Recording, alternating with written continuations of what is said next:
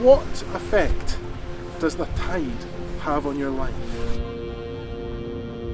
Well, it's all hooked up with the moon, isn't it? Like the moon, when you get a nice big full moon, you get big tides, like big high tides and very low tides. There's a little island on the beach where I live that you can only reach at a very low tide, so you can walk across there and you can collect sea spaghetti there, but sort of long, thin seaweed that looks like spaghetti. It's important to get it when you can gather it off the rocks when the tide's very low, and you can walk out to this little island and gather sea spaghetti that you know no one else has touched. Or I find it quite fascinating that it's all hooked up with the moon and the phases of the moon.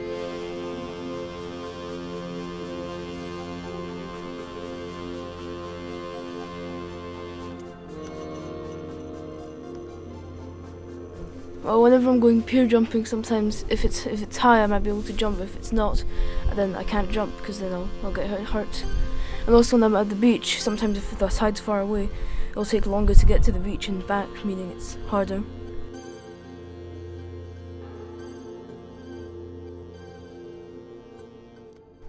The tide impacts our life on the island in many ways.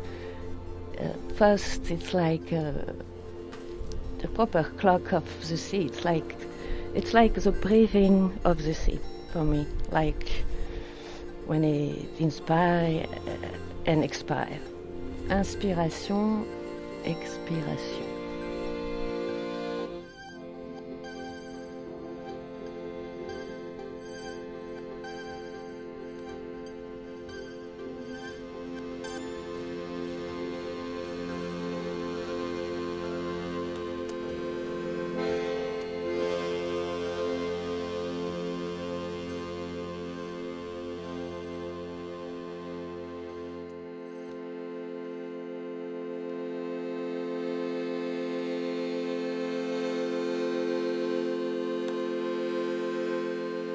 Tides are the moving of the ocean with the moon, I think.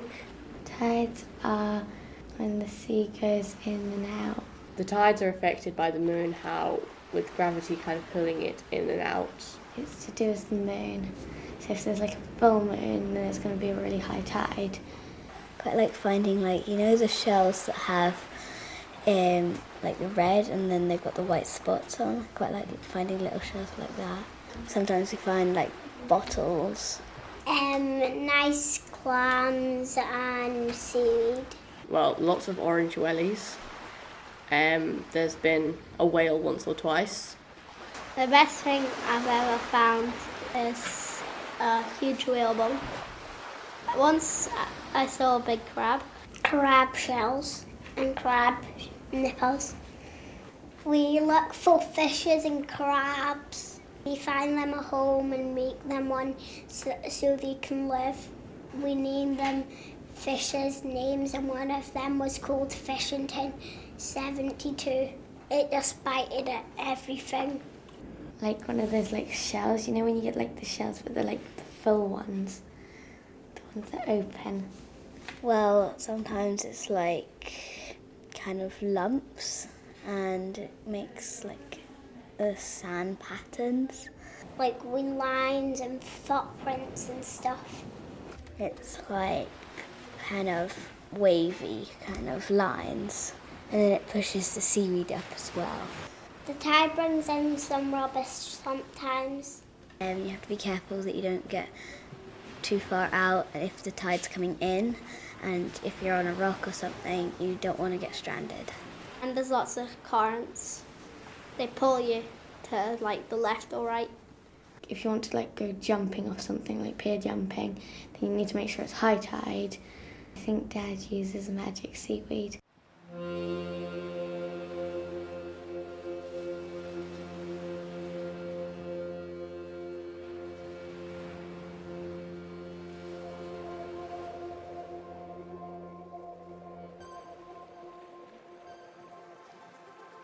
We're making an amazing rock pool scene. we're all going to make a rock pool creature from plasticine and add it to the scene.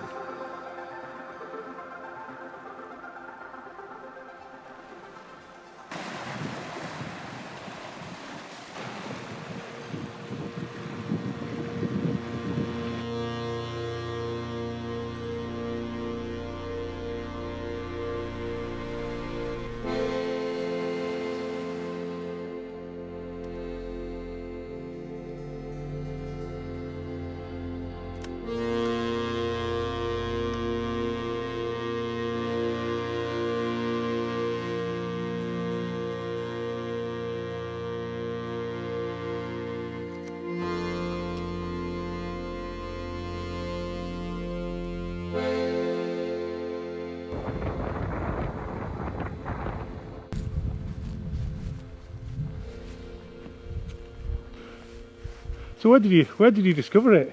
Just at the back of Aldershot. It was after a storm that came in. It was 4 years adrift. And where did it come from? America. It was scared in the Indian River or something. And how did you get it up here? Towed it up. Just with a tractor? The tractors, aye. It wasn't bad. We just waited for the spring tide and I've towed it into the boat.